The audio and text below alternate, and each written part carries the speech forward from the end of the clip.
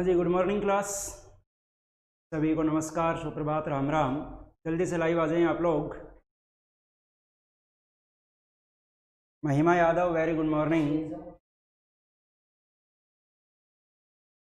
देखिए, बहुत important topic पर बात करने वाले हैं, जल्दी से लाइव कनेक्ट हो जाएं।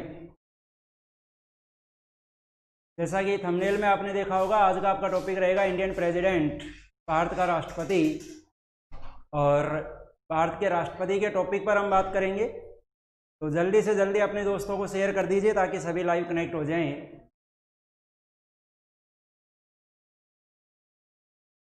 देखिए, विकास गोस्वामी, वेरी गुड मॉर्निंग। हमने कल बात कर ली थी भाग 4 के बारे में। कल की जो आपकी क्लास थी वो आपकी क्लास रही भाग 4 के बारे में। संविधान का भाग 4 आर्टिकल 36 से लेकर आर्टिकल 51 तक। आर्टिकल 36 से लेकर आर्टिकल 51 तक क्या था भाई जो आपने पढ़ा था? क्या था इसमें? DPSP, directive principles of state policy, राज्य के नीति निर्देशक तत्व, ये कल आपने पढ़ लिए थे डीपीएसपी। भाग 4 आपने पढ़ लिया था। संविधान के भाग 1 से हमने पढ़ना शुरू किया था। भाग 1, 2, 3 और 4 भाग आप पढ़ चुके हैं। अब इसके बाद भाग आता है अगला, कौन सा? भाग 4 के। ध्यान दीजिए मेरी बातों पर। आज के थंबनेल में आपने टॉपिक देखा है कि आपका टॉपिक रहेगा राष्ट्रपति, लेकिन राष्ट्रपति पर चलने से पहले एक बार 5 मिनट में आपको कुछ बताना चाह रहा हूं, उसे ध्यान से सुने। Praveen, Neetu, very good morning. राष्ट्रपति के टॉपिक पर चलने से पहले कुछ 5 मिनट में आपको बातें बता रहा हूं, उनको ध्यान से सुनते रहें आप। भाग 5 आएगा इसके बाद, भाग 5 जिसमें हम यूनियन की बात करेंगे, जहां से आपका राष्ट्रपति का टॉपिक प्रारंभ हो जाएगा। लेकिन भाग 4 कल आपने पढ़ लिया था, भाग 5 आज आपको पढ़ना है। लेकिन बीच में अगर मैं बात करूं तो भाग 4 क आता है। भाग 4 क आता है जो अपने बेसिक कॉन्स्टिट्यूशन में नहीं था, जो अपने मूल संविधान में नहीं था, लेकिन इसे बाद में जोड़ा गया है। और कब जोड़ा गया ध्यान रखेंगे? Added by 42nd amendment 1976। Added by 42nd amendment 1976, यानी 1976 के 42वें संशोधन द्वारा भाग 4 क को जोड़ा गया है। तो एक बार मैं आपको थोड़ी सी बातें भाग 4 क के बारे में बता देता हूं, उसके बाद हम भाग 5 पर चलेंगे। बिल्कुल नीतू, बिल्कुल सही है। गृष कुमार, 1976 में जोड़ा गया। कौन थे प्राइम मिनिस्टर इस समय? तो हम बात करें इंदिरा गांधी। श्रीमती इंदिरा गांधी इस समय भारत के प्रधानमंत्री थे, और उन्हीं के समय 1976 के 42वें संशोधन द्वारा भाग 4 क को संविधान में जोड़ दिया गया। क्या है भाई भाग 4 क में? भाग 4 क में आती हैं फंडामेंटल ड्यूटीज। क्या आता है? Fundamental duties. हिंदी में हम बोलते हैं मौलिक कर्तव्य। हिंदी में इन्हें कहा जाता है मौलिक कर्तव्य। अब देखिए, इस मौलिक कर्तव्य से संबंधित कुछ एक प्रश्न है, ज्यादा नहीं, 3-4 प्रश्न है वैसे जो एग्जाम में पूछे जाते हैं। तो वो 3-4 प्रश्न जो भी हैं वो मैं आपको बता देता हूं, उसके बाद फिर हम राष्ट्रपति के टॉपिक की बात करेंगे। तो 3-4 प्रश्न मौलिक कर्तव्यों को लेकर बनते हैं। कौन कौन से प्रश्न? सबसे पहला प्रश्न तो ये बन गया कि हमारा जो मूल संविधान था, हमारा जो बेसिक कॉन्स्टिट्यूशन था, उस मूल संविधान में मौलिक कर्तव्य नहीं थे, बाद में जोड़े गए। तो किस प्रधानमंत्री के द्वारा जोड़े गए? एक तो ये आपको ये याद रखना है कि किस प्रधानमंत्री के समय जोड़े गए। तो मैंने आपको बताया कि 1976 में प्रधानमंत्री थी श्रीमती इंदिरा गांधी। इंदिरा गांधी के समय मौलिक कर्तव्य जोड़े गए। दूसरा प्रश्न आता है कि किस संशोधन द्वारा जोड़े गए। अगर अमेंडमेंट की बात करें तो आप कहेंगे कौन सा अमेंडमेंट था? 42वां संशोधन, 42nd अमेंडमेंट 1976। तीसरा प्रश्न आता है कि कौन सी कमेटी, कौन सी समिति की सिफारिश पर जोड़े गए। कौन सी समिति ने सुझाव दिया था कि संविधान में मौलिक कर्तव्य जोड़ दिए जाएं? कौन सी कमेटी ने यह सिफारिश की थी कि संविधान में मौलिक कर्तव्य जोड़ दिए जाएं? तो ध्यान रखना, कमेटी थी सरदार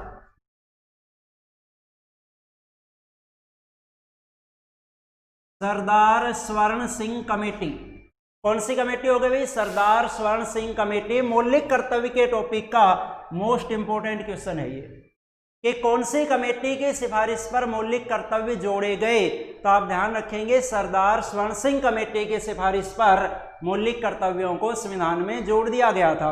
अब बात आती है कि 1976 में सरदार स्वर्ण सिंह कमेटी की सिफारिश पर कितने मौलिक कर्तव्य जोड़े गए? तो हम कहेंगे कितने मौलिक कर्तव्य जोड़े गए थे भाई? 10।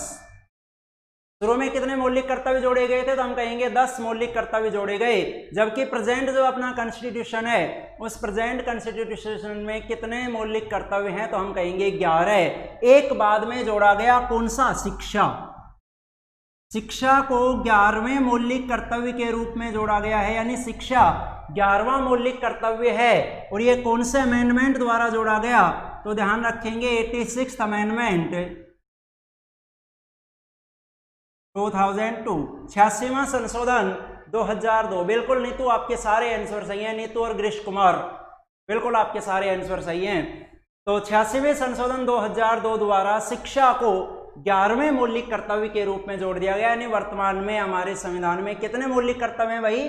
11 मौलिक कर्तव्य हैं। ये मौलिक कर्तव्यों से संबंधित प्रश्न जो परीक्षा में पूछे जाते हैं, 4-5 प्रश्न मैंने आपको बता दिए कि अपना जो मूल संविधान था, उस मूल संविधान में मौलिक कर्तव्य नहीं थे।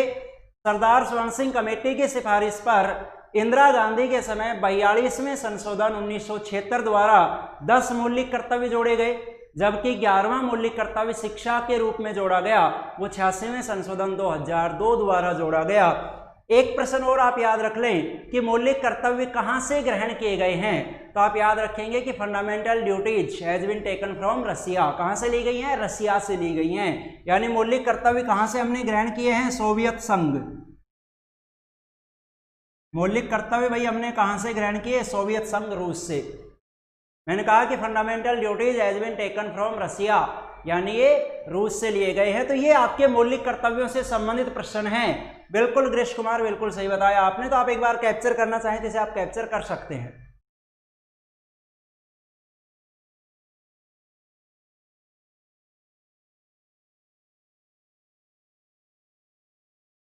अब देखिए इसमें बचा क्या भाई? मौलिक कर्तव्य के टॉपिक में जो प्रश्न थे वो तो मैंने आपको बता दिए, कौन कौन से प्रश्न परीक्षा में पूछे जाते हैं। अब बात आती है कि 11 मौलिक कर्तव्य कौन से? तो देखिए वो मौलिक कर्तव्य, पहली बात तो ये कि जो 11 मौलिक कर्तव्य हैं वहां से परीक्षा में कोई प्रश्न नहीं पूछा जाता है। मौलिक कर्तव्यों से संबंधित जो प्रश्न पूछे जाते हैं वो यहीं से पूछे जाने की संभावना बनती है।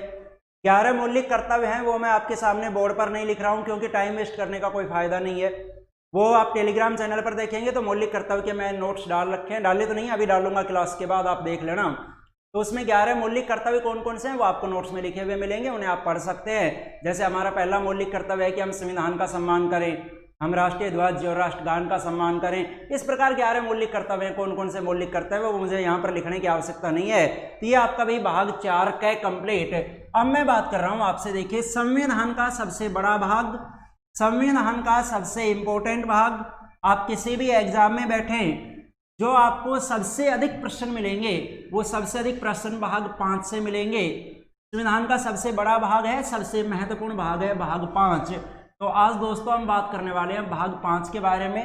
अगर आपके पास कुछ भी बुक, नोटबुक, आप कुछ भी लेकर बैठे हैं तो आप उसे साइड में रख दीजिए। ध्यान आपका केवल बोर्ड पर रहना चाहिए, जो मैं पढ़ा रहा हूँ केवल उसी पर आपका ध्यान रहना चाहिए। मैं क्या पढ़ा रहा हूँ बस आप वो देखते रहें। अब मैं बात कर रहा हूँ, देखिए संविधान का पार्ट 5, संविधान का भाग 5 किससे संबंधित है ये आपको पता होगा। भाग 5 किससे संबंधित है भाई? यूनियन।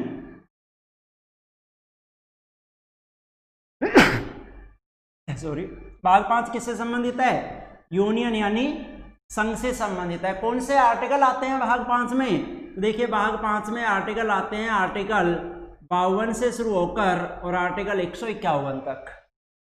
भाग 5 में आ जाएंगे आर्टिकल 52 से लेकर आर्टिकल 151 तक। आपने 4 भाग आपने पढ़ लिए। पहला भाग आपने पढ़ा था आर्टिकल 1 से 4, दूसरा भाग आपने पढ़ा आर्टिकल 5 से 11, तीसरा भाग आपने पढ़ा आर्टिकल 12 से 35, चौथा भाग आपने पढ़ लिया 36 से 51। अब 5वां भाग में शुरू कर रहा हूँ आर्टिकल 52 से शुरू होकर और कहाँ तक चलेगा? आर्टिकल 151 तक। किससे संबंधित है? तो मैंने कहा यूनियन से संबंधित है, संघ से संबंधित है, जो अपनी सेंट्रल गवर्नमेंट है उससे संबंधित है। तो देखिए जो पूरी अपनी यूनियन है, जो पूरी संघीय जो सरकार है, उस संघीय सरकार को दोस्तों हम 3 भागों में बांट लेते हैं। मैं सबसे पहले आपको एक बार टॉपिक का विभाजन बता दूं, क्या पढ़ना है, कैसे पढ़ना है। तो पूरी यूनियन को हम 3 भागों में बांट लेते हैं। 3 भाग कौन कौन से देखिए, सबसे पहला भाग, ये जो यूनियन है इसको हम 3 भागों में बांट कर पढ़ेंगे। वो 3 भाग कौन कौन से होंगे देखिए। देखिए दोस्तों, सबसे पहला भाग हो गया एग्जीक्यूटिव, एग्जीक्यूटिव। दूसरा भाग होगा लेजिस्लेचर, और तीसरा भाग होगा दोस्तों कौन सा, ज्यूडिशरी।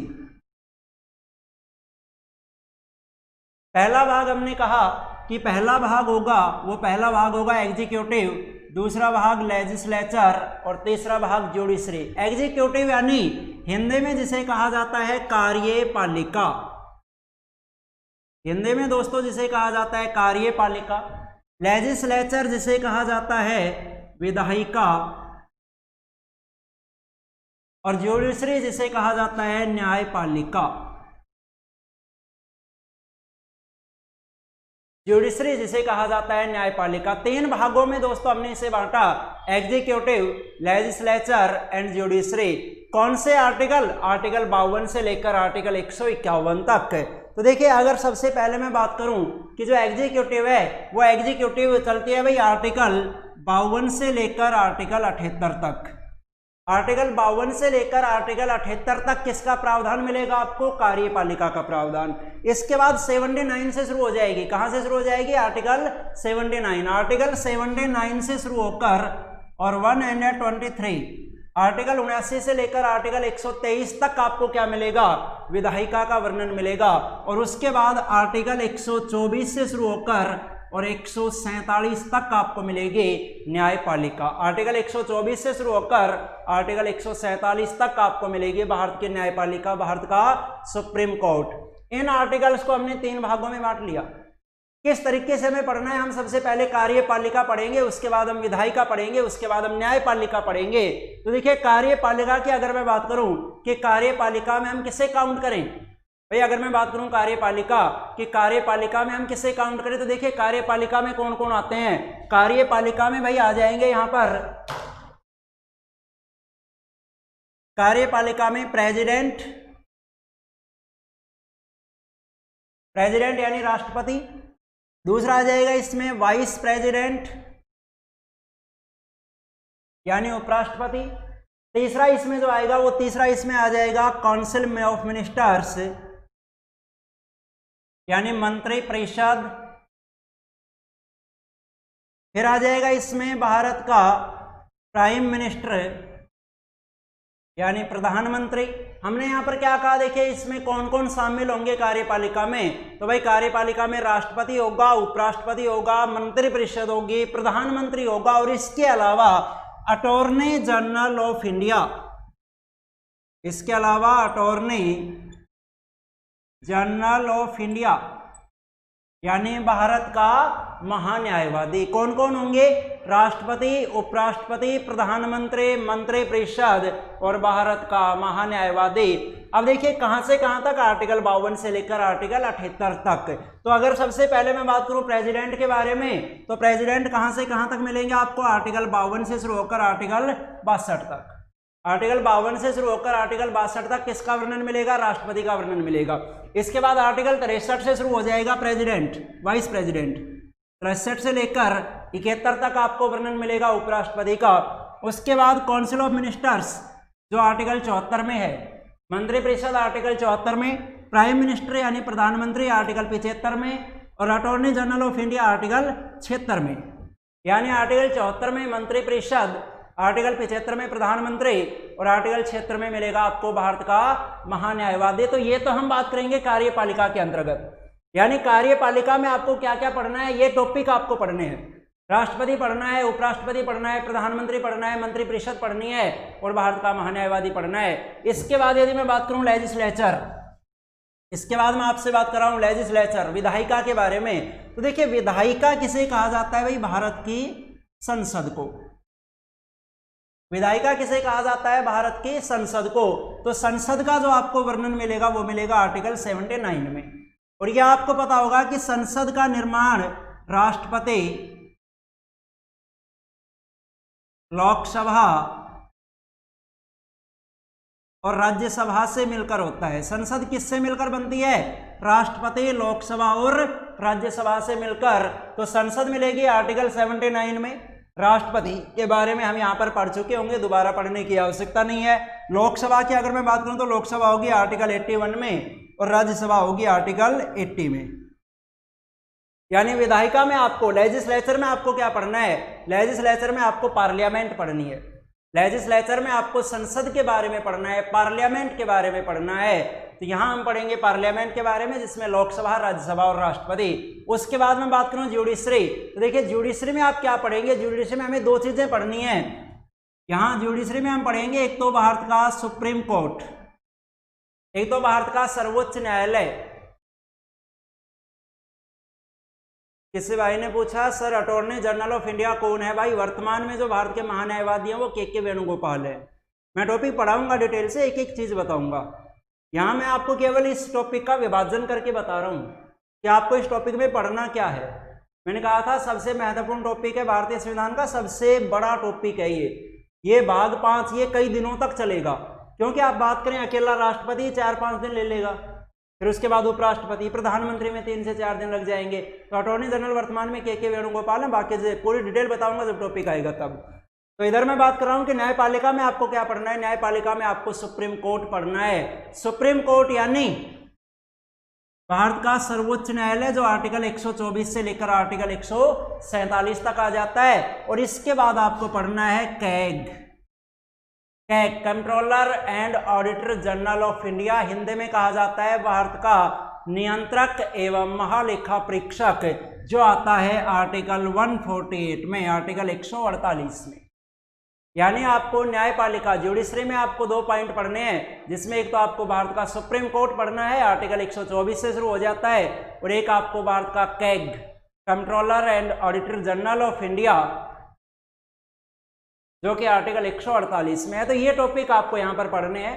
किसी ने पूछा नीतू जाटने की पॉलिटिकल इसमें कवर हो जाएगी? सर बिल्कुल, आप मानकर चलें 80% पॉलिटिकल यहाँ पर कवर हो जाएगी। ये जो भाग 5 है, ये आप किसी भी एग्जाम में बैठे, चाहे आप प्री एग्जाम में बैठे, मेन एग्जाम में बैठे, दोनों के लिए समान रूप से महत्वपूर्ण है। चाहे आप ऑब्जेक्टिव टाइप के एग्जाम में बैठ जाएं, चाहे आप रिटन टाइप के एग्जाम में बैठ जाएं, समान रूप से महत्वपूर्ण है और सबसे महत्वपूर्ण भाग है संविधान का। तो इस भाग को हमें भाई बहुत ध्यान से पढ़ना है। एक एक पॉइंट पर हम डीपली चर्चा करते हुए चलेंगे, एक एक पॉइंट पर हम गहराई से चर्चा करते हुए चलेंगे। तो ये मैंने आपको केवल बताया, ये भारतीय संविधान का भाग 5 का विभाजन, कि भाग 5 में आपको क्या क्या पढ़ना है। तो यहाँ पर देखिए, आपको याद क्या रखना है? केवल आप आर्टिकल याद रख लेना। यहाँ से आप क्या याद रखेंगे? केवल आप आर्टिकल याद रखेंगे। जो भी आर्टिकल मैंने बोर्ड पर लिखे हैं कि पूरी यूनियन को हम 3 भागों में बांटकर चलेंगे, executive, legislature and judiciary. Executive article 52 से 78 तक है, लेजिस्लेचर आर्टिकल 79 से, आर्टिकल 79 से 123 तक है, और ज्यूडिशरी आर्टिकल 124 से 147 तक है।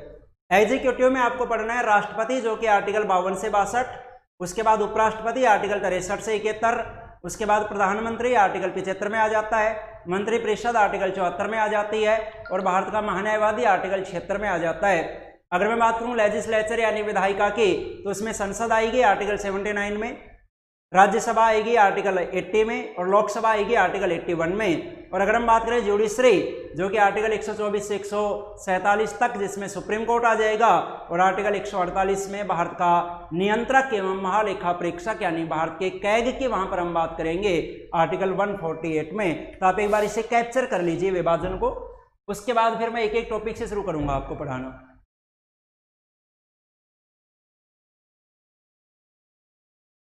यहां तक किसी को कोई भी डाउट है तो बताइए।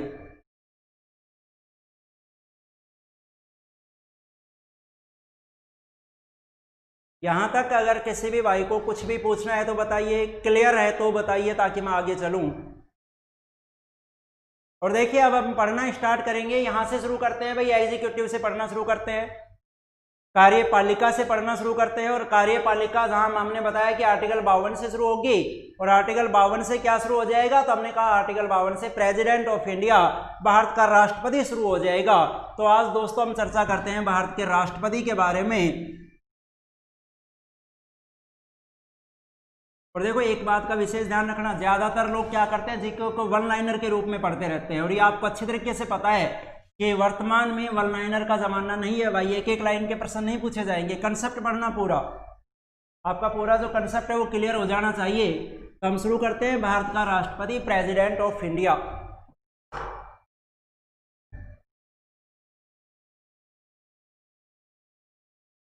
प्रेसिडेंट, राष्ट्रपति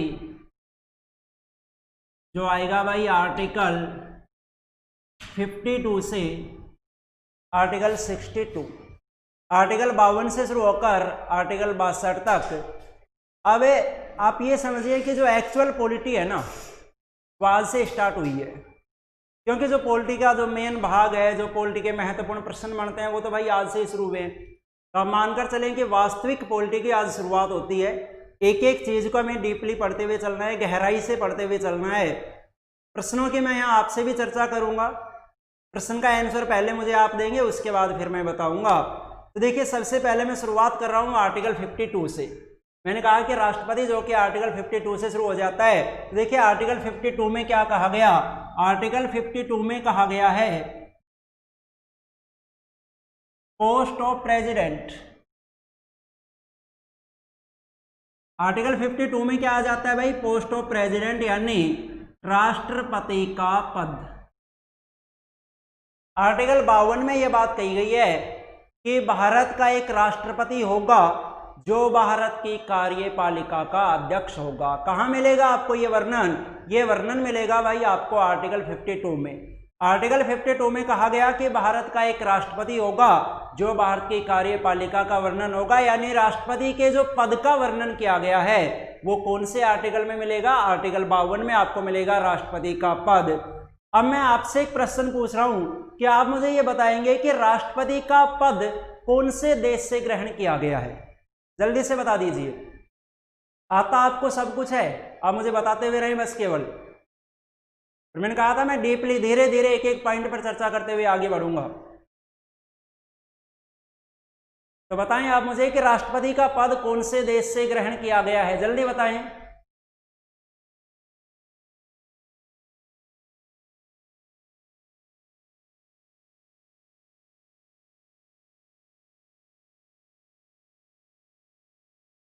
क्या बात है भाई, आप लोगों के आंसर नहीं आ रहे, या तो अगर आपको कोई बात नहीं आंसर नहीं पता तो आप ये कह दीजिए कि नहीं पता, मैं आगे बढ़ जाऊं, फिर आपको आंसर बताकर मैं आगे बढ़ जाऊं, वेट ना करना पड़े। अगर आपको किसी को आंसर पता होता है तो बता दीजिए, वरना फिर मना कर दिया करो।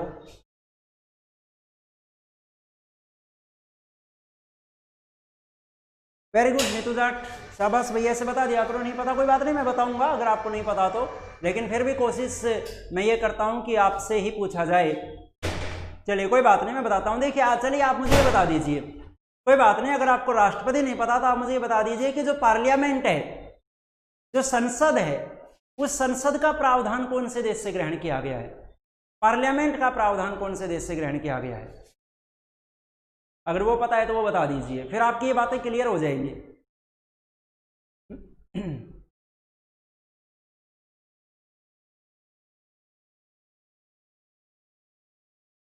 संसद का प्रावधान किस देश से लिया गया है भाई, इंडियन पार्लियामेंट। चलिए आप लोगों के आंसर नहीं आ रहे, मैं बताता हूं आपको। देखिए अगर हम बात करते हैं पार्लियामेंट के बारे में, अगर हम पार्लियामेंट के बारे में बात करें, अगर हम संसद के बारे में बात करें, और दूसरा अगर हम प्रेसिडेंट के बारे में बात करें, अगर हम राष्ट्रपति के बारे में बात करें, तो दोनों में अंतर क्या है, वो अंतर मैं आपको एक बार बता रहा हूं, क्योंकि हमने मानसी यादव नहीं पता sir, Asha Yadav America, Praveen America, Nagendra Yadav Britain. चलिए मैं बताता हूं। देखिए पार्लियामेंट की अगर हम बात करें, संसद की यदि हम बात करें, तो संसद की जो व्यवस्था ग्रहण की गई है वो दोस्तों ब्रिटेन से ग्रहण की गई है। संसद की व्यवस्था ब्रिटेन से ग्रहण की गई है, जबकि राष्ट्रपति का पद यूएसए यानी अमेरिका से ग्रहण किया गया है। संसद की व्यवस्था हमने ब्रिटेन से ली है, लेकिन राष्ट्रपति का पद हमने कहां से ग्रहण किया, तो राष्ट्रपति का पद हमने यूएसए से ग्रहण किया। अब यहां पर आपको एक कंफ्यूजन हो सकता है, और वो कंफ्यूजन दूर करने के लिए ही मैंने यहां पर संसद का जिक्र किया है, क्योंकि अभी मैंने आपको ये बताया था कि संसद के 3 पार्ट होते हैं, लोकसभा, राज्यसभा और राष्ट्रपति। मैंने आपको बताया कि संसद के 3 पार्ट हैं, लोकसभा, राज्यसभा और राष्ट्रपति। और जब संसद का प्रावधान ब्रिटेन से लिया गया है तो आपके दिमाग में ये बात आ सकती है कि जब हमने संसद का प्रावधान ब्रिटेन से लिया और राष्ट्रपति भी संसद का एक अंग है तो हो सकता है कि हमने राष्ट्रपति का प्रावधान भी ब्रिटेन से लिया हो। नहीं भाई, ये गलत हो जाएगा। क्यों? क्योंकि अगर आप देखेंगे कि जो ब्रिटेन की संसद है उस ब्रिटेन में अभी भी राजतंत्र चलता है, लोकतंत्र नहीं है। राजतंत्र का मतलब वंशक्रम चलता है, जैसे राजा, फिर उसका बेटा राजा, फिर उसका बेटा राजा, जैसे हमारे भारत में हुआ करता आजादी से पहले। जबकि अगर हम बात करें भारत के राष्ट्रपति की तो भारत का राष्ट्रपति तो भाई जनता द्वारा इलेक्टेड होता है, जनता द्वारा निर्वाचित होता है भारत का राष्ट्रपति। इसलिए हम भारत के राष्ट्रपति का पद ब्रिटेन से नहीं ले सकते थे। अगर हम भारत के राष्ट्रपति का पद ब्रिटेन से ले लेते तो फिर तो ये होता कि भारत में भी राजतंत्र हो जाता, लोकतंत्र नहीं होता। लेकिन हमें भारत में लोकतंत्र की स्थापना करनी थी, इसलिए लोकतंत्र की स्थापना करने के लिए हमने राष्ट्रपति का पद ब्रिटेन से नहीं लिया। कहाँ से लिया? यूएसए से लिया। तो आपको समझ में आ गई होगी ये बात कि ध्यान रखेंगे संसद का प्रावधान ब्रिटेन से लिया गया है, जबकि राष्ट्रपति का पद कहां से लिया गया है? तो राष्ट्रपति का पद यूएसए से लिया गया है। बिल्कुल विकास यादव, जनता द्वारा नहीं होता सर जी। भाई भारत का राष्ट्रपति जनता द्वारा ही होता है, लेकिन अप्रत्यक्ष रूप से होता है। अभी समझाऊंगा आगे। भारत का राष्ट्रपति जनता द्वारा ही चुना जाता है, लेकिन प्रत्यक्ष रूप से नहीं चुना जाता, अप्रत्यक्ष रूप से चुना जाता है। फिर राष्ट्रपति के इलेक्शन में वोटिंग कौन करते हैं? वोट कौन डालते हैं? जनता तो नहीं डालती। कौन डालते हैं? एमपी और एमएलए डालते हैं। वो एमपी और एमएलए कौन है? वो हमारी तो प्रतिनिधि हैं। जैसे आपका जो भी विधानसभा क्षेत्र है तो आपके विधानसभा क्षेत्र में जितने भी जनसंख्या है, अब वो सारे लोग राष्ट्रपति के चुनाव में वोट नहीं डालेंगे, बल्कि आपके विधानसभा के लोगों ने आपका अपना एक विधायक चुन लिया, आपने अपना एक एमएलए चुन लिया और वह एमएलए राष्ट्रपति के चुनाव में वोट डालेगा। तो उसका मतलब क्या हुआ कि एमएलए ने जिस कैंडिडेट को वोट दिया, मतलब उस क्षेत्र की जनता ने वोट दे दिया। तो चुना तो गया है जनता के द्वारा ही, लेकिन डायरेक्ट जनता के द्वारा नहीं, इनडायरेक्ट, अप्रत्यक्ष रूप से जनता द्वारा निर्वाचित होता है। तो वो आप आर्टिकल 54 में पढ़ेंगे, जहां आर्टिकल 54 में हम राष्ट्रपति के निर्वाचन की बात करेंगे। तो आर्टिकल 52 तो ये बात कहता है राष्ट्रपति का एक पद होगा, भारत का एक राष्ट्रपति होगा। ये बात कही गई है कहां पर? ये आर्टिकल 52 में कही गई है। तनुज यादव, जनता के द्वारा चुने हुए एमएलए और एमपी। बिल्कुल तनुज, बिल्कुल सही है। निर्वाचन में एक एक बात क्लियर कर दूंगा भाई, एक एक चीज आपको समझा दूंगा निर्वाचन के टॉपिक में। तो यहां पर मैंने कहा कि आर्टिकल 52 में दिया गया राष्ट्रपति का पद। साथ में आप ये भी याद रखेंगे कि पोस्ट ऑफ प्रेसिडेंट, साथ में आप ये भी याद रखना कि post of president has been taken from USA. Post of president has been taken from USA, यानी राष्ट्रपति का पद कहां से लिया गया है? राष्ट्रपति का पद अमेरिका से लिया गया है। ये बात आपको कहां मिलेगी? ये बात मिलेगी आपको आर्टिकल 52 में। चलिए इसके बाद हम बात करते हैं आर्टिकल 53। आर्टिकल 53 के बारे में हम बात करें तो देखिए आर्टिकल 53 क्या बात कहता है? आर्टिकल 53 ये बात कहता है कि all the power of executive, कि जो कार्यपालिका की सभी शक्तियां हैं, all the powers of the executive vests in the president, कि जो कार्यपालिका की सभी शक्तियां हैं, वो कार्यपालिका की सभी शक्तियां किसमें निहित होंगी? वो राष्ट्रपति में निहित होंगी। कार्यपालिका की सभी शक्तियां भारत के राष्ट्रपति में निहित होंगी। ये बात आपको कहां मिलेगी? ये बात मिलेगी आपको आर्टिकल 53 में। क्या कहता है आर्टिकल 53? देखिए all the power of, all the powers of executive vests in president, all the powers of executive। Girish Kumar संघ की कार्यपालिका पीएम में निहित है। यार गिरीश कुमार एक बार समझ लो, फिर डाउट हो तो क्लियर करना। जो आप बता रहे हैं वो आप गलत बता रहे हैं, मैं समझा रहा हूं, आप समझिए इसे।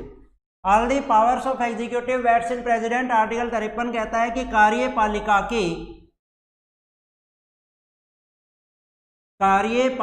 की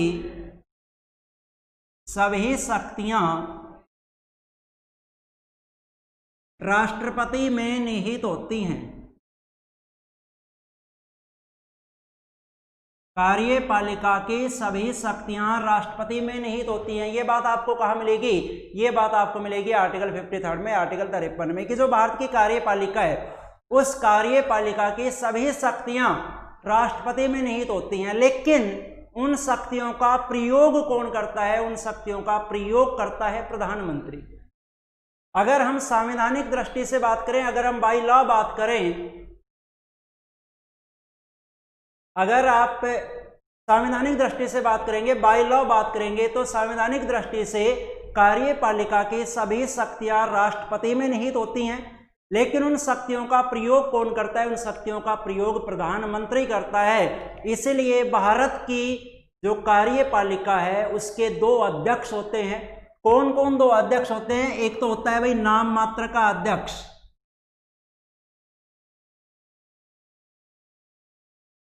एक तो होता है नाम मात्र का अध्यक्ष जिसे हम बोलेंगे इंग्लिश में head by law,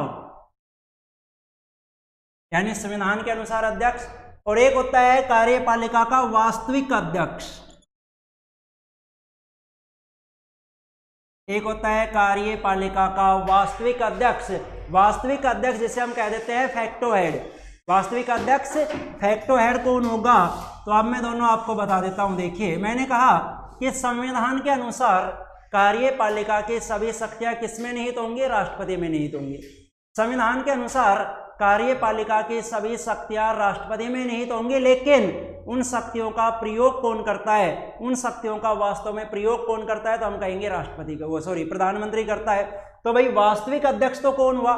facto head तो कौन हुआ? तो वास्तविक अध्यक्ष हो गया प्रधानमंत्री। जबकि संविधान में किसका नाम दिया गया है? नाम मात्र का अध्यक्ष कौन है? तो नाम मात्र का अध्यक्ष है राष्ट्रपति। यानी मैं ये बात कह सकता हूं कि president of India is head of union by law, यानी वो संविधान की दृष्टि से मुखिया है, जबकि but facto head of union is prime minister. लेकिन जो भारत का वास्तविक अध्यक्ष है, जो यूनियन का वास्तविक अध्यक्ष है, वो कौन है? वो प्रधानमंत्री है। अब ध्यान रखेंगे यहां एक बात, यहां से एक प्रश्न एग्जाम में पूछा गया था, और प्रश्न क्या था? देखिए, प्रश्न ये पूछा गया,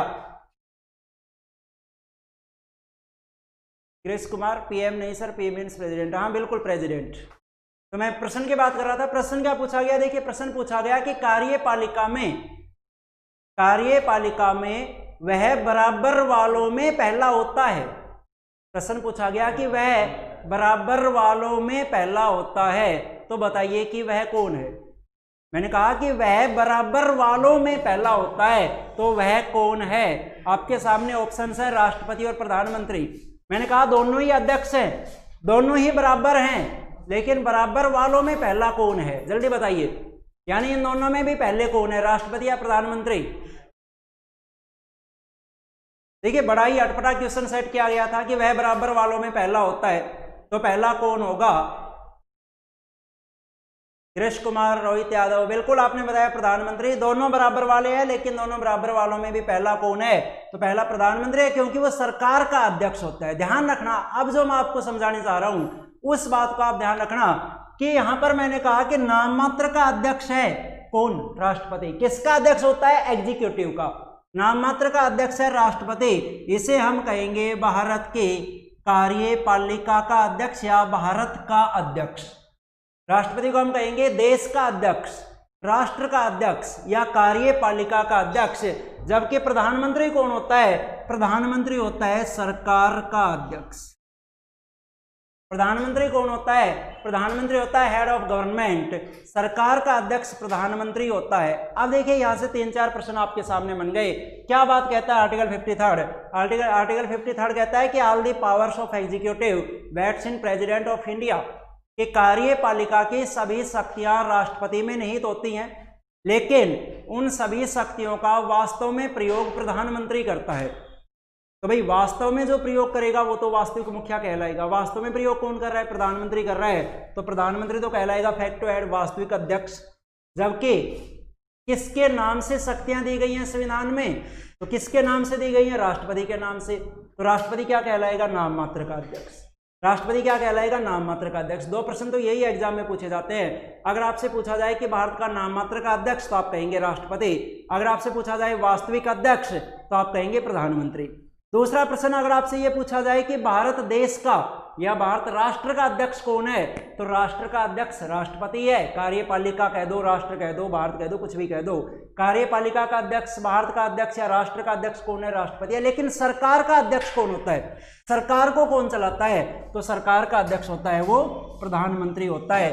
अगर आपसे पूछा जाए कि भारत देश का अध्यक्ष कौन है तो आप कहेंगे राष्ट्रपति है, लेकिन अगर आपसे पूछा जाए कि भारत सरकार का अध्यक्ष कौन है तो आप कहेंगे प्रधानमंत्री है। ये बात आती है आर्टिकल 53 में। तो आप इसे कैप्चर कीजिए और मुझे बताएं कि यहां तक आपको किसी को कुछ भी पूछना है तो।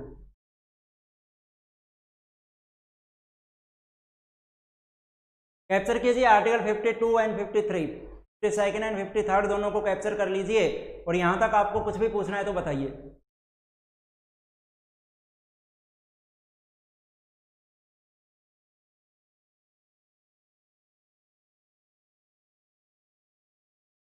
नहीं तो जाट क्लियर है, नगेंद्र यादव नो सर।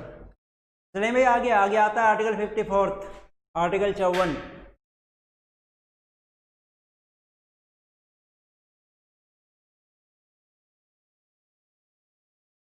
ईमानदारी से बताओ एक बार, पॉलिटी समझ में आ रही है? ईमानदारी से आंसर देना, क्योंकि मेरी कमियां जब तक मुझे पता नहीं लगेंगी तब तक उनमें सुधार नहीं हो पाएगा। तो एक बार ईमानदारी से मुझे बता दीजिए किसी प्रकार के आपको कोई भी कमी लग रही है, स्पीड ज़्यादा है या कुछ भी समझ में नहीं आ रहा हो, ताकि उनमें सुधार किया जा सके। ईमानदारी से बताओ पॉलिटी समझ में आ रही है या नहीं आ रही है?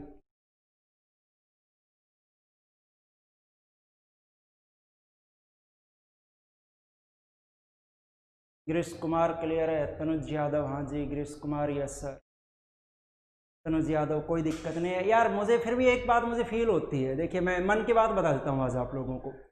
एक बात मुझे फील होती है कि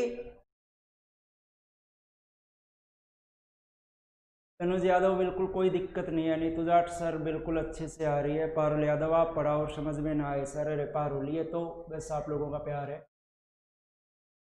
अब मैं देख रहा हूँ स्क्रीन की तरफ, 10 बंदे मुझे लाइव देख रहे हैं। कितने बंदे? मात्र 10 बंदे, 10-12 बंदे। गिरीश कुमार बहुत अच्छा पढ़ाते हो सर आप। मुझे नहीं पता मैं कैसा पढ़ाता हूँ, मुझे नहीं पता कि मेरी वजह से कितने बंदे सेलेक्ट हुए, कितनों का सिलेक्शन हुआ, मैं नहीं कहता ये बात। मुझे नहीं पता मैं कितना अच्छा पढ़ाता हूँ, मुझे नहीं पता कि कितने बंदों को मैंने सिलेक्शन दिया, लेकिन एक बात ज़रूर कहता हूँ और चैलेंज के साथ कहता हूँ कि मैंने बच्चों को पॉलिटी में इंटरेस्ट लेना सिखाया है और इस बात से कोई भी असहमत नहीं हो सकता। जो कैंडिडेट मेरी क्लास में बैठा है वो कैंडिडेट, कोई भी एक भी कैंडिडेट चैलेंज के साथ बोलता हूँ, मुझे ये नहीं कह सकता, इस बात से कोई डिसएग्री नहीं हो सकता, क्योंकि मैंने बस इतना काम ज़रूर किया है। मुझे नहीं पता किसी को सिलेक्शन दिया नहीं दिया, लेकिन इतना ज़रूर किया है कि बच्चों को पॉलिटी में इंटरेस्ट लेना सिखा दिया। पॉलिटी जो कि एक इतना बोरियत भरा सब्जेक्ट होता है जिसमें जल्दी से इंटरेस्ट नहीं बन पाता आप लोगों का, उसमें बस इतना किया है कि मैंने इंटरेस्ट लेना ज़रूर सिखाया है। Tanuj Yadav sir daily class लगती है क्या? भाई बिल्कुल डेली क्लास लगती है, सैटरडे और संडे को छोड़कर। वीक में 5 दिन मेरी क्लास होती है, Monday to Friday, Saturday Sunday को क्लास नहीं होती, बाकी 5 दिन डेली क्लास लगेगी 11 बजे, इसी टाइम पर लाइव क्लास रहती है फिक्स। तो चलें भैया अब आगे आर्टिकल 54 पढ़ें। देखिए क्या कहता है आर्टिकल 54, क्या बात आती है आर्टिकल 54 में। आर्टिकल 54 अनुच्छेद 54, अनुच्छेद 54 कहता है election of president, election system of the president, यानी भारत के राष्ट्रपति की जो निर्वाचन प्रक्रिया है वो निर्वाचन प्रक्रिया वो अब हमें पढ़नी है। तो आर्टिकल 54 में आ जाता है election of president, election of president यानी राष्ट्रपति का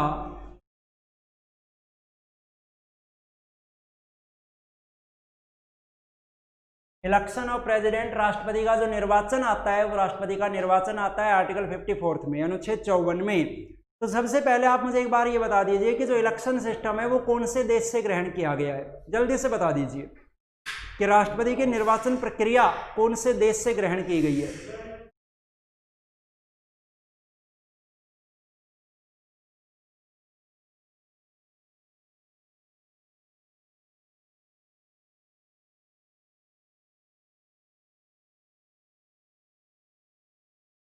नीतू जाट आयरलैंड, तनुज यादव यूएसए। नीतू बेटा आयरलैंड से नहीं है, तनुज ने सही बताया यूएसए। जब मैंने आपको ये कहा कि राष्ट्रपति का पद कहाँ से लिया गया, तो यूएसए से लिया गया, तो सीधी सी बात है कि ये निर्वाचन प्रक्रिया भी कहाँ से होगी, यूएसए से होगी। तो मैं सीधा सा कह देता हूँ कि provision of election, provision of election has been taken from USA, कि राष्ट्रपति के जो निर्वाचन का प्रावधान है वो निर्वाचन का प्रावधान यूएसए से लिया गया है। सीधा सा आप समझ जाएं, provision of election has been taken from USA. चलिए नेक्स्ट क्वेश्चन मैं आपके सामने डाल रहा हूँ। नेक्स्ट क्वेश्चन आप मुझे बताएं कि first election for president, Bharat में राष्ट्रपति के लिए प्रथम चुनाव कब हुए थे? राष्ट्रपति पद के लिए प्रथम चुनाव कब हुए थे? दूसरा प्रश्न है आपके सामने। चलिए ये बात तो मैं आपको बता देता हूं, जो मैंने बोला था वो मैं लिख देता हूं। Provision of election has been taken from USA. Tanuj Yadav आपने बताया 1950, कृष कुमार 1950, श्योर है 1950 में हुए थे क्या प्रथम चुनाव राष्ट्रपति के? आपने मेरी ऑफलाइन क्लास ली है क्या तनुज और ग्रेस? आप ऑफलाइन क्लास में पढ़े हो, क्लासरूम में बैठ के पढ़े हो क्या?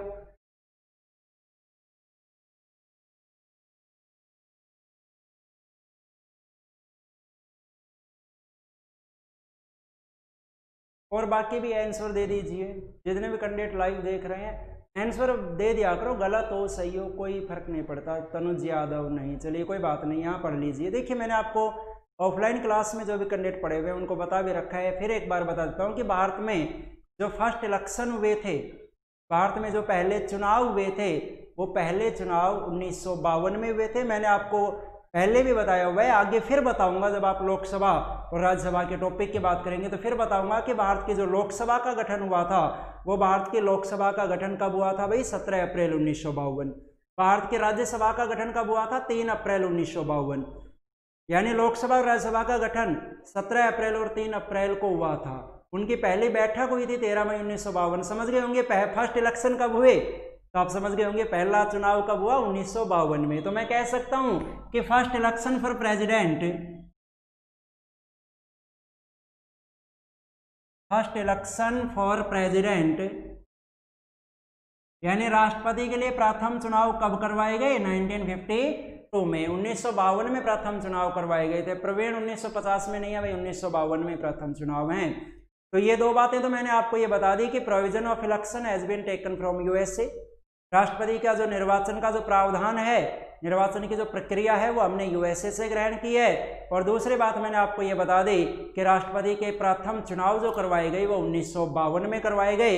अब मैं आपको राष्ट्रपति की निर्वाचन प्रक्रिया बता रहा हूँ। देखिए राष्ट्रपति की निर्वाचन प्रक्रिया क्या है, किस प्रकार से भारत का राष्ट्रपति निर्वाचित होता है, किस प्रकार से भारत का राष्ट्रपति चुना जाता है। तो देखिए सबसे पहले तो मैं आपको ये बता दूं कि राष्ट्रपति का जो इलेक्टोरल कॉलेज होता है, जो राष्ट्रपति का निर्वाचक मंडल होता है वो किससे मिलकर बनता है? निर्वाचक मंडल यानी राष्ट्रपति के निर्वाचन में कौन भाग लेता है, राष्ट्रपति के निर्वाचन में वोटर्स कौन होते हैं, वोट किसके द्वारा डाले जाते हैं। तो सबसे पहले तो मैं आपको यही बात बता देता हूँ। देखिए सबसे पहले मैं आपसे बात कर रहा हूँ राष्ट्रपति का इस निर्वाचन के टॉपिक में सबसे पहला पॉइंट, क्योंकि निर्वाचन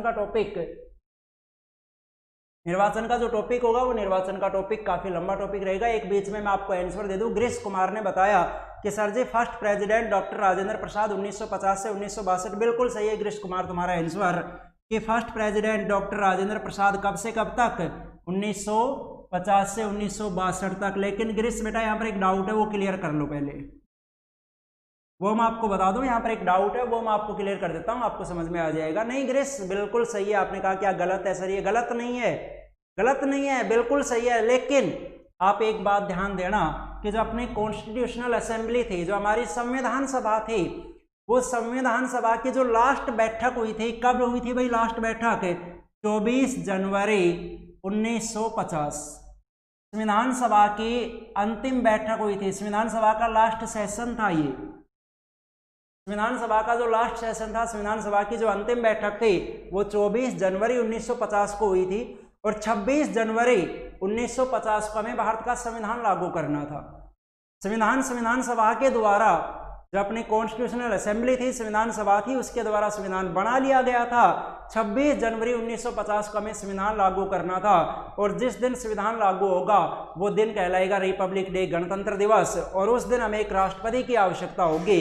इसलिए 26 जनवरी से ठीक 2 दिन पहले, 26 जनवरी से ठीक 2 दिन पहले यानी 24 जनवरी 1950 को संविधान सभा की अंतिम बैठक हुई थी और इस अंतिम बैठक में डॉक्टर राजेंद्र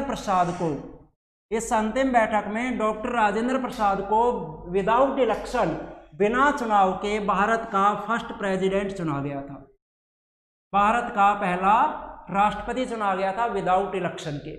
तो ध्यान रखना कि 1950 में डॉक्टर राजेंद्र प्रसाद भारत के प्रथम राष्ट्रपति बने थे। कब बने थे? 24 जनवरी 1950 को।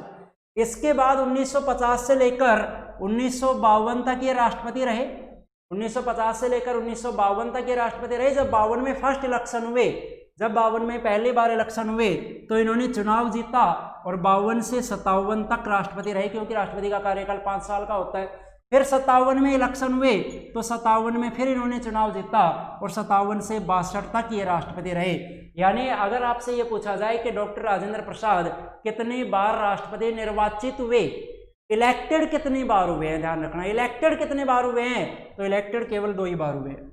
एक बार 1952 से 57 और एक बार 57 से 62, जबकि 1950 से 52 तक वो सर्वसम्मति से भारत के राष्ट्रपति थे, उनको विदाउट इलेक्शन चुन लिया गया था। तो गिरीश कुमार भाई समझ में आ गई होगी बात?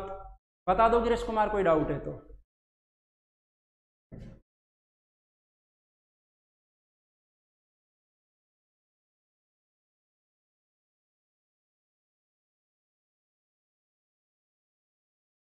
चलिए अब आगे। अब देखिए, मैंने कहा कि राष्ट्रपति के निर्वाचन में सबसे पहले मैं आपको ये बता दूं कि जब राष्ट्रपति पद के लिए वोटिंग होती है, जब राष्ट्रपति पद के लिए वोटिंग होती है तो उसमें कैंडिडेट कौन होते हैं? गिरीश कुमार, नो सर, क्या समझ में नहीं आया गिरीश कुमार, या नो डाउट बोल रहे हो? Parul Yadav, no doubt sir. चलिए तो फिर आगे बढ़ते हैं।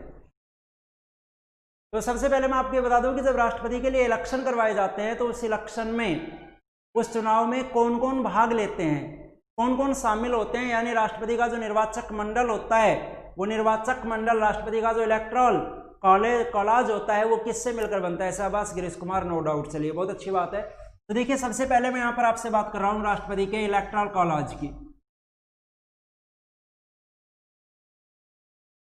यानी राष्ट्रपति के निर्वाचक मंडल के। ध्यान रखना, ये इस टॉपिक का एक बहुत महत्वपूर्ण प्रश्न है कि राष्ट्रपति के निर्वाचन में कौन कौन भाग लेता है। देखिए, राष्ट्रपति के निर्वाचन में कौन कौन भाग लेंगे वो मैं आपको बता रहा हूं। सबसे पहले आप याद रखेंगे elected members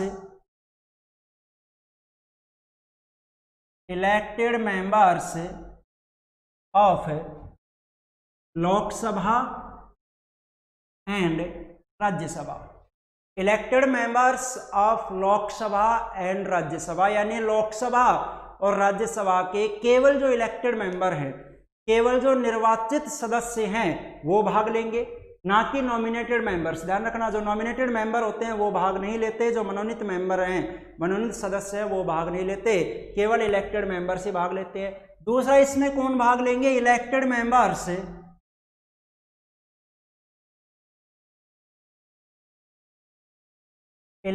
members of state legislative assembly, जिसको हम बोलते हैं Vidhan Sabha. Elected members of state legislative assembly, जिसे हम बोलते हैं स्टेट विधानसभा, राज्य विधानसभा। ठीक है भाई, 3 चीजें आपके सामने आ गई, लोकसभा, राज्यसभा और राज्यों की विधानसभा के कौन से मेंबर? Only elected members. तीसरी बात मैं बात कर रहा हूं, तीसरी बात, इलेक्टेड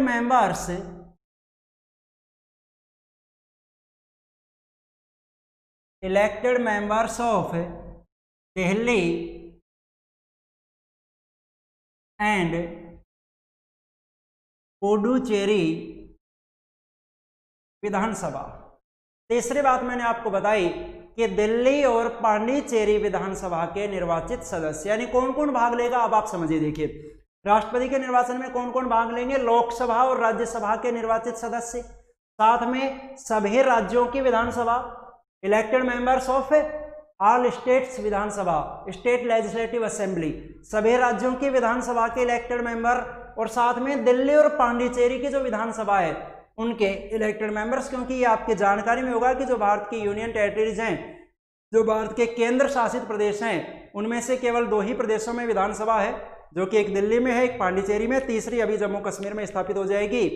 तो दिल्ली और पांडिचेरी की जो विधानसभा है उस विधानसभा के जो इलेक्टेड मेंबर्स होते हैं वो भी इसमें भाग लेते हैं। यानी कौन कौन भाग लेंगे, देखिए लोकसभा और राज्यसभा के मेंबर। लोकसभा और राज्यसभा के मेंबर क्या कहलाते हैं भाई, एमपी। लोकसभा और राज्यसभा के मेंबर्स को हम क्या कहेंगे, MP, member of parliament. Hindi में इनको कहा जाता है सांसद, हिंदी में इनको कहा जाएगा सांसद। साथ में अगर मैं बात करूं कि विधानसभा के मेंबर, सभी राज्यों के विधानसभा और साथ में दिल्ली और पांडिचेरी विधानसभा के मेंबर, तो विधानसभा के मेंबर्स को क्या कहा जाता है, MLA, member of legislative assembly. Hindi में हम इनको बोल देते हैं विधायक। यानी भाग कौन लेंगे, तो देखिए भाग लेंगे सांसद और विधायक, एमपी और एमएलए। अब बात आती है कितने एमपी और कितने एमएलए, बात आती है कितने एमपी भाग लेते हैं और कितने एमएलए भाग लेते हैं। तो आप देखेंगे लोकसभा और राज्यसभा की, पहले मैं आपको बता दूं कि एमपी कितने भाग लेंगे। तो देखिए एमपी आपको मिलेंगे लोकसभा और राज्यसभा। तो लोकसभा की अगर मैं बात करूं तो लोकसभा में टोटल एमपी, टोटल मेंबर कितने हैं, तो टोटल है भाई 545। राज्यसभा में टोटल कितने हैं प्रेजेंट में, 245। लोकसभा में प्रेजेंट में टोटल मेंबर 545, राज्यसभा में 245। लेकिन मैंने ये कहा था कि जो केवल इलेक्टेड मेंबर्स हैं वो ही भाग लेते हैं, नॉमिनेटेड मेंबर भाग नहीं लेते। जो केवल इलेक्टेड मेंबर्स हैं वो ही भाग लेते हैं। तो इधर 545 जो टोटल मेंबर हैं इनमें से नॉमिनेटेड कितने होते हैं, 2। इधर नॉमिनेटेड मेंबर कितने होते हैं भाई, 12। या आगे आप पढ़ते हुए जाएंगे सारी चीजें, लोकसभा राज्यसभा के टॉपिक में आप समझ जाएंगे। तो लोकसभा में 2 नॉमिनेटेड मेंबर हैं, तो 2 नॉमिनेटेड मेंबर को यदि हम कम कर दें तो इलेक्टेड मेंबर कितने बचे, 543। राज्यसभा में अगर 245 में से हम 12 को कम कर दें तो इलेक्टेड कितने बचे, 233। यानी लोकसभा के 543 मेंबर और राज्यसभा के 233 मेंबर। और लोकसभा और राज्यसभा के मेंबर्स को क्या कहा जाता है, मेंबर ऑफ पार्लियामेंट, सांसद इनको बोला जाता है। तो टोटल सांसद कितने हो गए, 543 ये और 233 ये, 543 प्लस 233 कितने हो गए, 776। यानी टोटल कितने एमपी भाग लेते हैं, एमपी की अगर हम बात करें तो टोटल कितने एमपी भाग लेते हैं, 776 सांसद। राष्ट्रपति के चुनाव में कुल कितने सांसद भाग लेंगे, तो हम कहेंगे 776 सांसद भाग लेंगे। और इसी प्रकार यदि मैं बात करूं विधायकों की कि राष्ट्रपति के निर्वाचन में कुल कितने विधायक भाग लेंगे, तो देखिए आप सभी राज्यों की विधानसभा, दिल्ली और पांडिचेरी विधानसभा को जब आप ऐड करेंगे, क्योंकि मैं यहाँ अलग अलग नहीं बता रहा हूँ सभी राज्यों के, जैसे राजस्थान विधानसभा में 200 मेंबर हैं, हरियाणा विधानसभा में 90 मेंबर हैं, इस प्रकार सभी को मैं अलग अलग ऐड नहीं कर रहा हूँ। जब आप सभी को ऐड करेंगे, सभी राज्यों की विधानसभा, दिल्ली और पांडिचेरी विधानसभा को जब आप ऐड करेंगे तो टोटल मेंबर आएंगे 4120। जो टोटल आपके पास संख्या आएगी वो संख्या आएगी 4120। यानी टोटल कितने एमएलए भाग लेते हैं, 4120 एमएलए। सांसद कितने वे, 776। एमपी कितने वे भाई, 776। एमएलए कितने वे, 4120। यहां पर मैंने कहा कि 4120 एमएलए और 776 सांसद। तो अब आप देख लीजिए कि टोटल वोटर्स कितने होते हैं।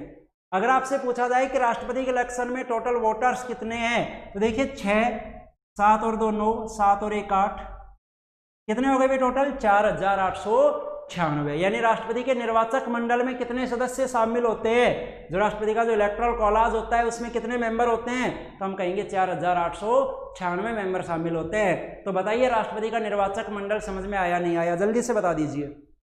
इस निर्वाचक मंडल में आपको कुछ भी पूछना है तो बताइए, वरना इसे कैप्चर कीजिए।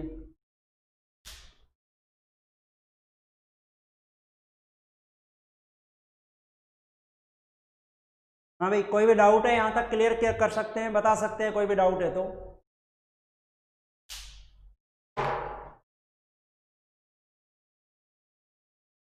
मैं आप लोगों से सभी से बात कर रहा हूँ, यहाँ तक किसी को भी कोई भी डाउट है, ग्रीश कुमार सर क्लियर है, चलिए बहुत अच्छी बात है। और अगर फिर भी अगर देखिए कोई भी डाउट बच जाता है तो आप यहाँ कमेंट कर सकते हैं, वरना आप में लगभग सभी के पास मेरे व्हाट्सएप नंबर है, उस पर मैसेज डाल सकते हैं, आपको जवाब ज़रूर मिलेगा, कभी भी पूछ सकते हैं। वो नीचे डिस्क्रिप्शन में भी आपको, वीडियो के डिस्क्रिप्शन में भी आपको वहाँ पर व्हाट्सएप नंबर मिल जाएंगे। प्रिया यादव, नागेंद्र, नीतू जाट क्लियर है सर, चलिए बहुत अच्छी बात है। लेकिन मैं आपसे एक बात कह रहा था, जैसे अभी मैं बात कर रहा था आपसे 2 मिनट पहले, कि आप लोग सभी कह रहे हैं कि पॉलिटी अच्छे से समझ में आ रही है। मैं भी अपनी तरफ से कोशिश कर रहा हूँ कि जैसा भी मुझे टूटा फूटा आता है वो आपको समझाया जाए। लेकिन फिर भी एक चीज़ मैं यहाँ पर नोट कर रहा हूँ कि जब क्लास चलती है तो क्लास में ज़्यादा से ज़्यादा 20 बच्चे लाइव क्लास देख रहे हैं, उससे मनोबल थोड़ा मेरा भी गिरता है। कृष कुमार सर पहले की वीडियो कहाँ मिलेंगी? पहले की वीडियो कहाँ मिलेंगी भाई? पहले की वीडियो आप जैसे ही प्लेलिस्ट में जाएंगे ना, हमारा चैनल खोलें, हमारे चैनल की जो प्लेलिस्ट है उसमें प्लेलिस्ट में मिलेगा, इंडियन पॉलिटी की प्लेलिस्ट मिलेगी, उसमें आपको सारी वीडियो मिल जाएंगी। और अगर वहाँ भी आपको ना मिलें, आपको जैसे आप ना ढूंढ पाएँ, तो आप एक बार मुझे व्हाट्सएप कर दीजिएगा, मैं आपके पास लिंक सेंड कर दूँ। ठीक है, हाँ, इस वीडियो के डिस्क्रिप्शन में व्हाट्सएप नंबर मिलेंगे, वहाँ से आप व्हाट्सएप कर सकते हैं, लिंक आपको मिल जाएगा। तो मैं आपसे ये कह रहा था कि एक बार अगर आपको अच्छे तरीके से समझ में आ रहा है तो जो भी आपके बैठने वाले हैं, जो भी मित्र हैं, दोस्त हैं, उनके पास ज़्यादा से ज़्यादा शेयर कर दिया करो। नगेंद्र यादव ने पूछा सर नोट्स कहाँ मिलेंगे? देखिए, मैं आपको कई बार एक बात कह चुका कि वीडियो के डिस्क्रिप्शन में आपको एक टेलीग्राम चैनल का लिंक मिलता है, एक लिंक मिलता है आपको टेलीग्राम चैनल का। उस टेलीग्राम चैनल पर मैंने ये नोट्स ज्यों के त्यों डाल रखे हैं, आपको लिखने की आवश्यकता नहीं है। मैं आपको कई बार बोल चुका कि लिखने में टाइम वेस्ट मत करो, आप केवल समझते रहो, लिखा हुआ मैं प्रोवाइड करवाऊंगा सारा। तो आपको वहाँ टेलीग्राम चैनल पे मिल जाएंगे आपको। लेकिन फिर भी मैंने ये देखा है कि बहुत सारे कैंडिडेट मेरे पास या तो व्हाट्सएप करते हैं या कॉल करते हैं कि सर टेलीग्राम चैनल पे हमें नहीं मिलते, ओपन नहीं हो पा रहा, ये नहीं हो पा रहा। तो कोई बात नहीं, मैं एक बार यहाँ पर फिर एक बार नोट कर देता हूँ कि इस नंबर पे आप व्हाट्सएप कर सकते हैं, जो कि आपके पास होंगे भी, ये मेरा नंबर 9887465052। तो इस पर आप व्हाट्सएप यदि करेंगे तो मैं यहाँ पर सेंड कर दूंगा। लेकिन आप कोशिश करें कि पीडीएफ आप टेलीग्राम से मिल जाते हैं तो बहुत अच्छी बात है, नहीं मिल पाती है तो आप व्हाट्सएप कर दीजिए, आपको पीडीएफ सेंड कर दी जाएगी। ठीक है, टॉपिक का नाम लिखकर व्हाट्सएप कर दिया करो, आपको पीडीएफ मिल जाएगी वहाँ से, अगर ओपन नहीं हो पाता है तो। क्योंकि ये बहुत ज़्यादा की शिकायत आ चुकी, अभी तक मैं कईयों की देख चुका कि सर मेरे टेलीग्राम में ओपन नहीं हो रहा, ये नहीं हो रहा, वो नहीं हो रहा। तो आप कोई बात नहीं, यहाँ से मंगवा लिया करो। चलिए, अब और तो कोई डाउट नहीं होगा तो मैं यही कहूँगा कि देखिए, कल जो मेरी क्लास हो ना, उसमें मुझे कम से कम आपकी तरफ से 50 बच्चे लाइव होने चाहिए, ताकि मेरा भी मनोबल बढ़े पढ़ाने के लिए।